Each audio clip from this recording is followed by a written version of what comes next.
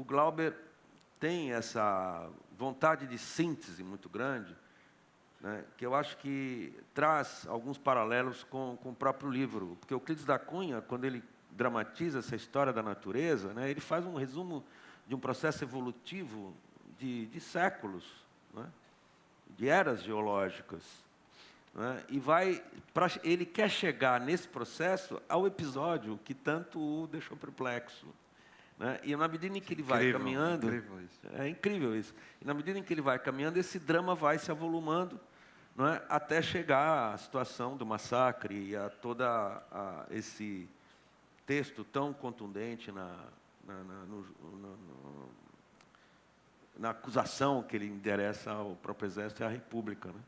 Agora, o que é interessante no caso do Glauber é que ele, nessa síntese do Deus e Diabo, ele tem que se afastar muito de uma representação realista, né? E ele faz esse estilo muito condensado, que são décadas de história que são resumidas numa cena, ou numa sequência. E, no caso, nós temos todo um meio século de história do sertão que estão ali na vida desse casal. E agora, quando eu falei em etapas, é porque é exatamente isso, né? Ele tem uma estrutura que chama de epocal, né? A figura que vai se desdobrando, né? E cada nova etapa tem diretamente a ver com a anterior, mas representa uma certa contradição em relação à anterior. Como aqui, né? A ideia do sertão vai virar mar aparece na voz do líder religioso, né? Que convoca as pessoas para a salvação nesta chave.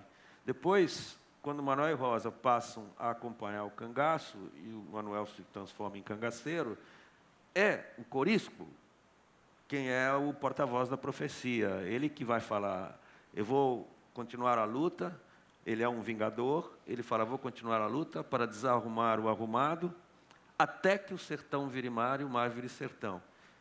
E tem um negócio extraordinário. A voz do Sebastião, que é em cena interpretado pelo Átila Iorio, que é um ator que já tinha feito Barravento com Glauber, a voz é do Otton Bastos. Alguém reconheceu a voz do Otton Bastos?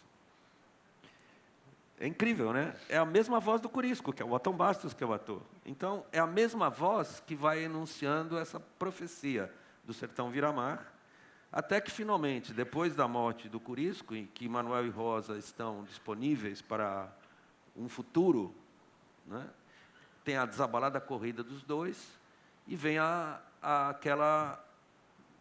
aquele momento em que, como todo narrador oral da tradição, há um momento final em que ele vem com um conselho. Né? Ele vem dar o conselho, olha, está contada a minha história, verdade e imaginação, espero que o senhor tenha aprendido uma lição. Que assim, mal dividido, este mundo anda errado. A terra é do homem, não é de Deus nem do diabo. E aí o refrão, não é de Deus, não é de Deus nem do diabo, e vem um coro e fica repetindo. E o sertão vai virar mar e o mar vai virar sertão. E essa cena dessa desabalada corrida pela Caatinga tem um corte. E o que vem no corte? Vem o mar. O filme termina com um plano extraordinário da entrada do mar em cena, um mar revolto.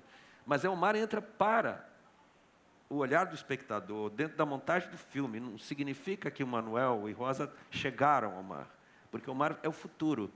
Porque esse filme foi feito em 1963, embora só tenha sido exibido a partir da sua exibição em Cannes, que foi usada pelo Glauber como estratégia para ter um tipo de repercussão fora, para quando voltasse, evitasse a censura, porque nós já tínhamos tido, né, o golpe em março de 64, o filme foi lançado um pouco adiante, e aí o filme totalmente concebido em 63, naquele momento de expectativa pelas reformas de base, naquele momento de expectativas por uma passagem a um novo momento da história brasileira, ele se configurou como uma alegoria da esperança.